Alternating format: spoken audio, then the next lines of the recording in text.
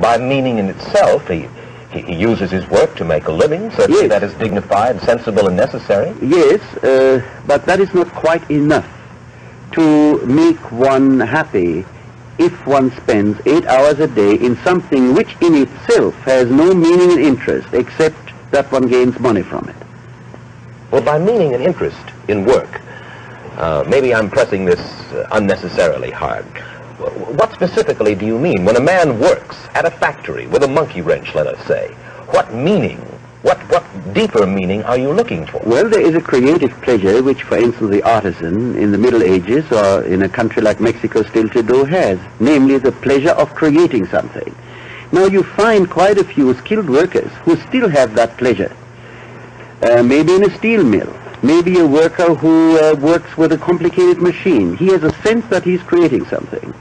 But if you take a salesman who sells a useless commodity, he feels like a fraud and he hates his commodity like something. Mm-hmm. But you say a useless commodity if he sells toothbrushes or automobiles, televisions? Useless is a relative term. For instance, if in order to make his quota he has to make people buy things of which he knows they shouldn't buy them, then indeed, in terms of the needs of these people, they are useless, even if in themselves they are all right. In writing about men in America, you've talked frequently about what you call the marketing orientation. What do you mean by the marketing orientation, Dr. Fromm?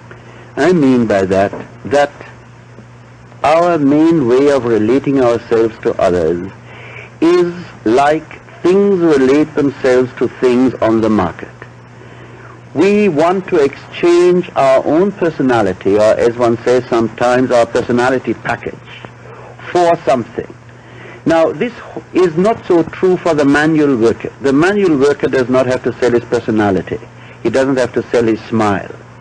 But what you might call the symbol pushers, that is to say all the people who deal with figures, with paper, with men, who manipulate, to use a better or nicer word, manipulate men and signs and words. All those today have not only to sell their service, but in the bargain they have to sell their personality more or less. There are exceptions.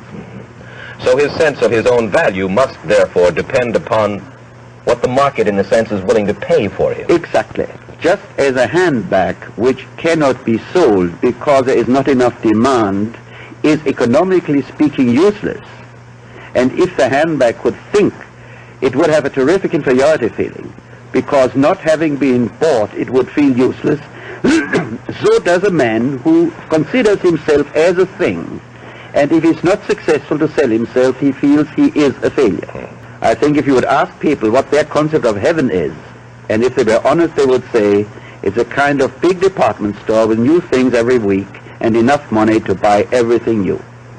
Happiness today, I think, is for most people the satisfaction of the eternal suckling to drink in more, this, that, and the other.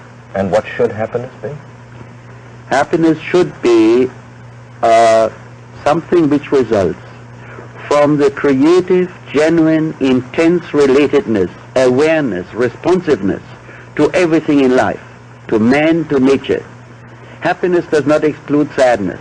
If a person responds to life, he's sometimes happy and sometimes sad. What matters is he responds.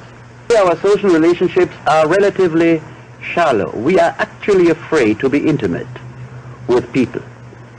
Many people even with their wives and husbands.